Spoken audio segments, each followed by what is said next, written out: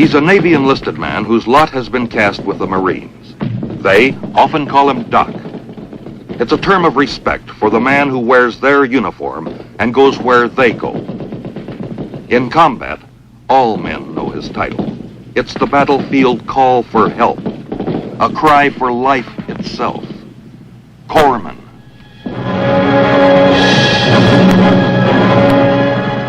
The prompt and selfless response of the Navy's hospital corpsman or the Army's medic to a call for help is a tradition rooted in our own country's struggle for existence.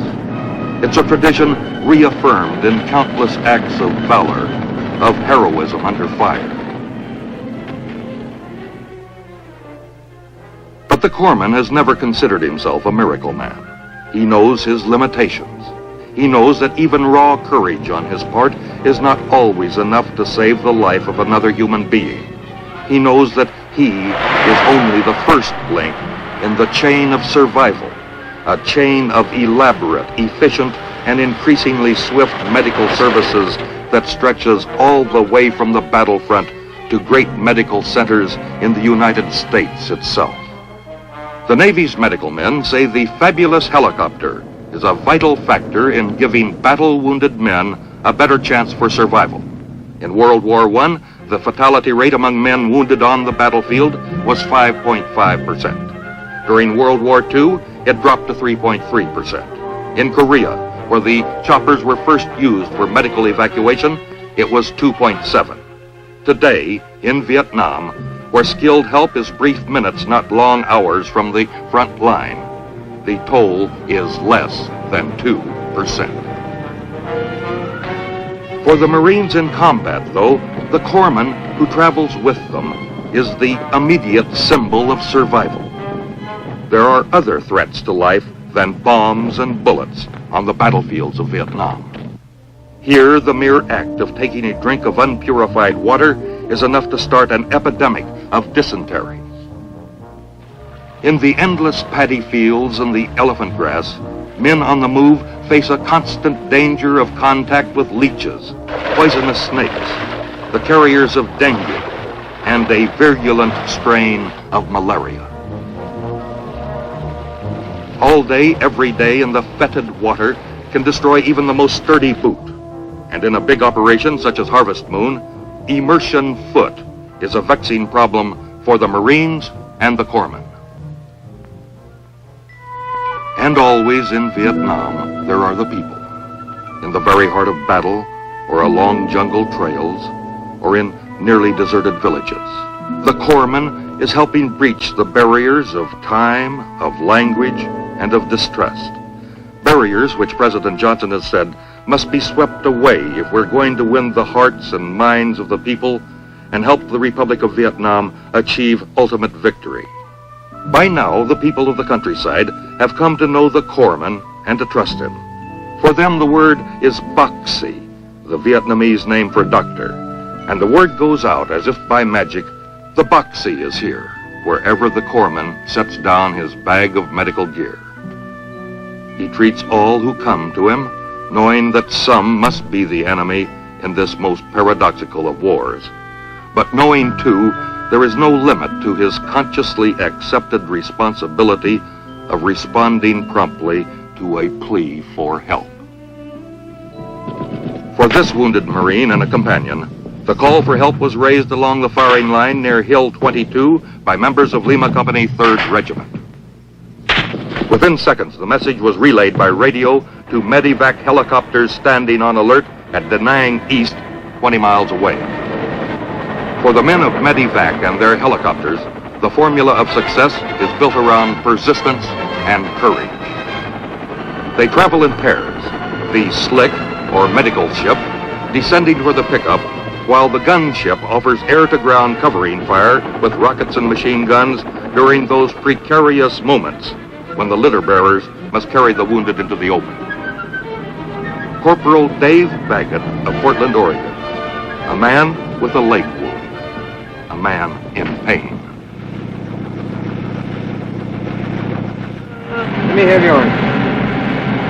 Okay. Relax all you can here. It's going to hurt a little bit. Lay down, lay down. So, Okay, Twiggy, that's what the pain is now. You're all right. Oh my God.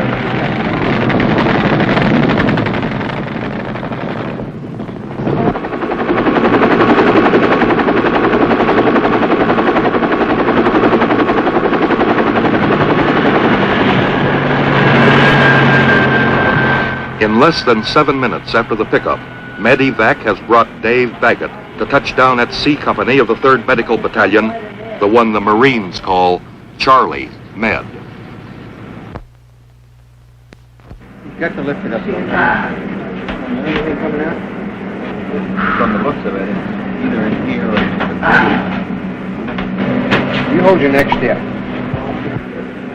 Yeah. What's this, blood pressure? 110/64. So your blood pressure looks pretty good. Type and cross matches before. Gee, Merry Christmas. A big one, isn't it? Yeah. Is there rounds still in there? I don't know, son. We'll have to get the X-ray on it and check. The quick decision to X-ray was made by Lieutenant Commander Richard Escajeda, Chief Surgeon and Commanding Officer of Charlie Med. Well, the results of the X-ray show considerable damage to the femur. As I pointed out, this is the large bone in the thigh, and it's going to require open fixation of that fracture.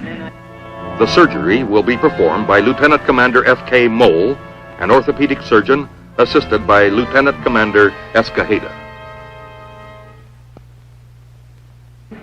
Okay, open and close your fist for me now, son. Dave, we're going to sit you up for about 2 minutes while he puts this medicine in your back. It'll take the pain away almost immediately. Dave, what do you think about being able to go home now? Oh, I do. You sit at night and watch and just think about the things when you're going to get home. Things you're going to do. Well, pretty soon you'll be there. Yeah. Things have certainly worked out. You've got no more pain in your leg, and it's just a matter now that you may feel some movement, but no more pain. I ain't going to worry about it. Okay, Dave, just drop back in my arms. And we'll have you sleepy in a minute. But we'll just open it and you clean out any of the dead muscle from the bullet wound. And then if the artery isn't broken, we'll just put him in a cast, it's up to his chest, and send him out. First I'll trim the damaged tissue from the bullet as it went through the front of the leg, or the thigh. And then we'll open it up to see where the vessel is and how much is ruined, if it is. And here's your wound here. I think the artery's all right. There's a big piece of the bullet. There she comes. Piece of the bullet. Can you see it? Okay. This part of the procedure is almost at an end. You'll have a cast from here to here, from here all the way down. Enables them to put on a body spike of wrapping all the way around them, you see. Another web rope, please.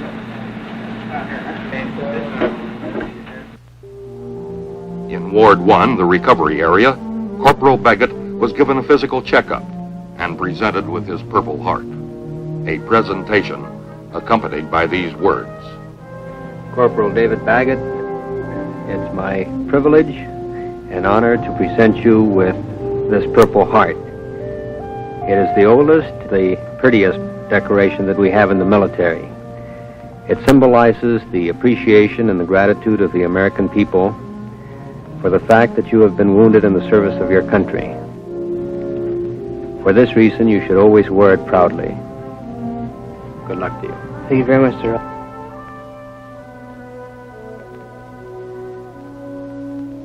Then, less than a half a day after his ordeal on the operating table, Corpsman moved Dave Baggett out to a waiting helicopter.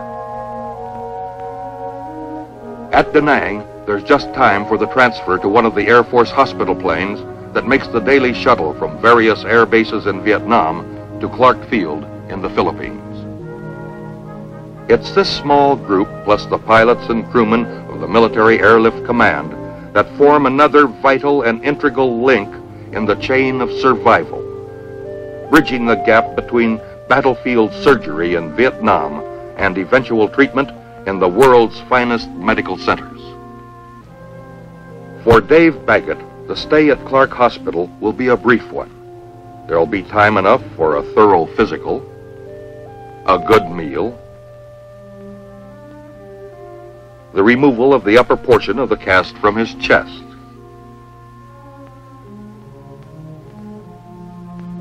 and the most important telephone call he's ever made in his life, the one home. By morning, he's on his way again. His next stop, Travis Air Force Base near San Francisco, California. As the big jet hospital plane nears the Pacific coast, Dave's parents, who have flown in from Portland, are waiting anxiously at the Travis Hospital. There's a brief and joyous reunion before a night's rest and the final leg of the journey to Bremerton Naval Hospital in the state of Washington. What about Dave Baggett's future? Here are the words of the man who helped save his life, Lieutenant Commander Escajeda. I would venture to say that he may be on his feet well within a year. I would say more like a half a year. With his youth and with the powers of recuperation, plus the excellent surgery, I would say that he has every chance of having a completely normal existence once he's healed. And so Dave Baggett's call for help was heard and answered.